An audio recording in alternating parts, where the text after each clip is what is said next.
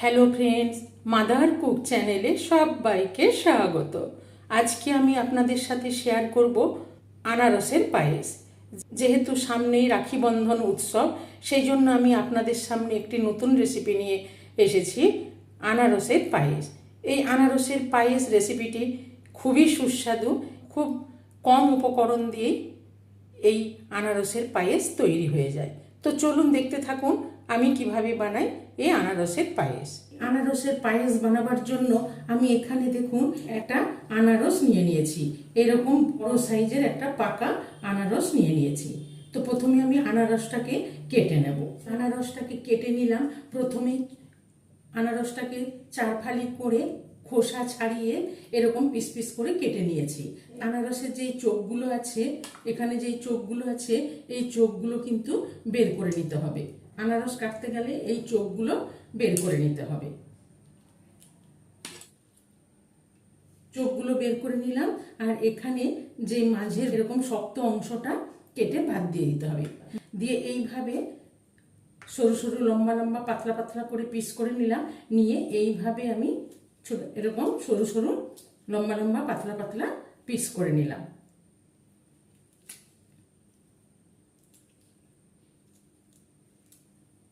এইভাবে আমি সরু সরু এরকম পাতলা পাতলা করে আনারসটা কেটে নিলাম। এখানে আমি 2 কাপ আনারস নিয়ে নিয়েছি। আমি এখানে দুধ নিয়ে নিয়েছি 1 কিলোর একটা প্যাকেট। এই দুধটা আমি একটা কড়াই নিয়ে নিয়েছি, এর মধ্যে কেটে নেব। দুধটা আমি এই কড়াইয়ের মধ্যে নিয়ে নেব। এই দুধটা কেটে নিলাম। নিয়ে আমি এবারে গ্যাসে দুধটাকে ফুটতে দিয়ে দেবো। আর দেখুন এখানে আমি একটা সসপ্যান নিয়ে নিয়েছি। আর এখানে নিয়ে নিয়েছি 1/3 কাপ চিনি। এই চিনিটা এখানে দিয়ে দেবো। আর দিয়ে দেবো এই কাপের মেপে 2 কাপ জল। 2 কাপ জল দিয়ে দিলাম। দিয়ে আমি এইটা গ্যাসে চিনিটা ফুটিয়ে নেব।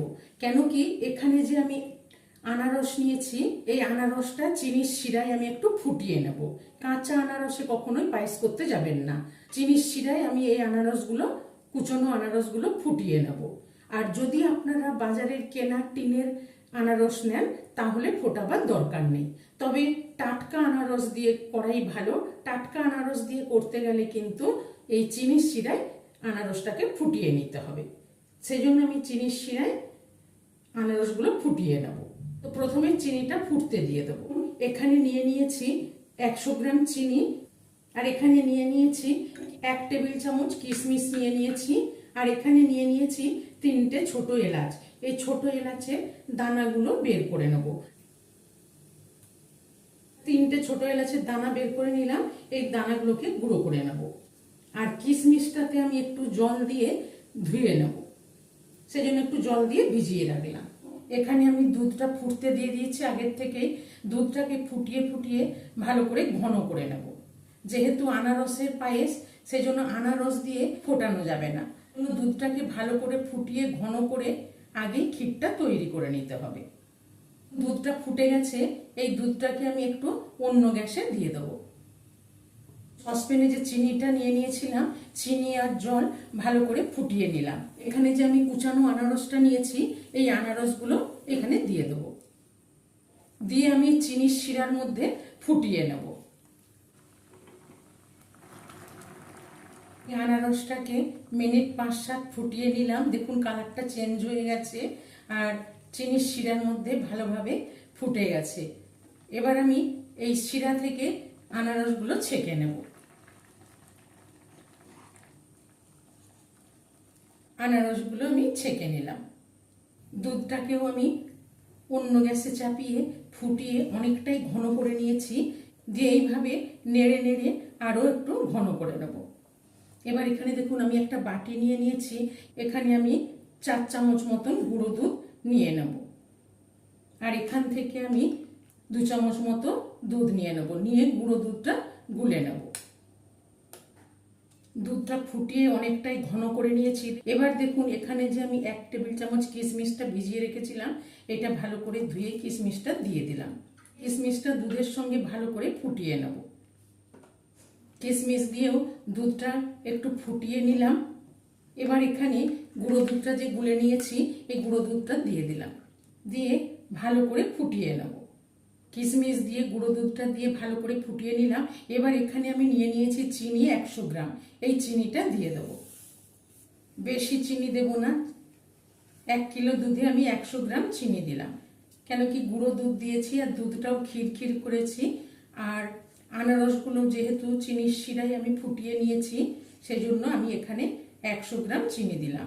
তবে মিষ্টিটা আপনারা আপনাদের পছন্দ মতো টেস্ট অনুসারে দিয়ে দেবেন। চিনিটা দিয়েও ভালো করে ফুটিয়ে নিলাম। এবার এখানে যে এলাচটা গুঁড়ো করে রেখেছি, এই এলাচ গুঁড়োটা দিয়ে দেব।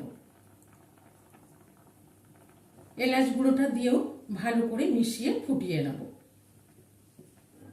অনেকটাই ভারী হয়ে এসেছে, ঘন হয়ে এসেছে, তবু এলাচ গুঁড়োটা দিয়ে একটুখানি ফুটিয়ে নেব। পায়েসের ক্ষীর একদম রেডি। দেখেছেন, ফুটিয়ে ফুটিয়ে দেখুন সব কিছু দিয়ে ভালো করে ফুটিয়ে নিলাম। কতটা ঘন হয়ে গেছে, ভারী হয়ে গেছে দেখুন। দেখে মনে হচ্ছে পাতলা আছে, কিন্তু এটাকে আমি এখন ঠান্ডা করে নেব।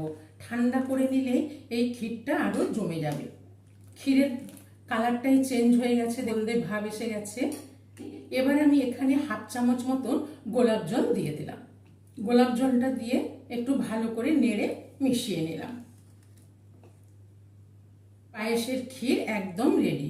এবার গ্যাসের ফ্লেমটা অফ করে দিলাম, দিয়ে ক্ষীরটাকে ঠান্ডা করে নেব। এদিকে আনারসটাও ঠান্ডা করে নেব আর ক্ষীরটাও ঠান্ডা করে নেব। তারপর আমি দুটোকে একসাথে মিশিয়ে নেব। এই দেখুন ক্ষীরটা ঠান্ডা হয়ে কতটা জমে গেছে।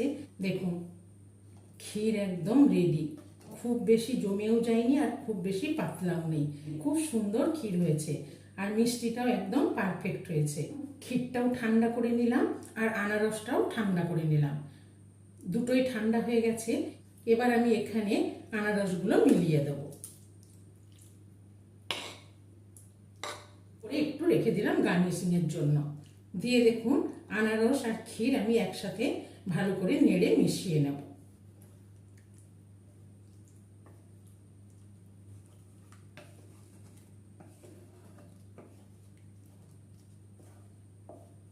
ক্ষীরের সঙ্গে আনারস দিয়ে ভালো করে নেড়ে মিশিয়ে নিলাম।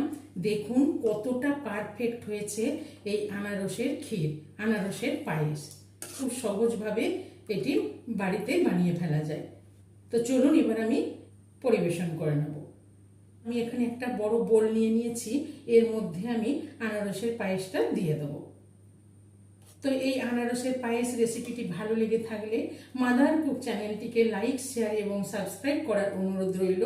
পাশে থাকা বেল আইকনটা প্রেস করবেন, যখনই আমি নতুন কোনো ভিডিও আপলোড করব আপনাদের কাছে নোটিফিকেশন পৌঁছে যাবে।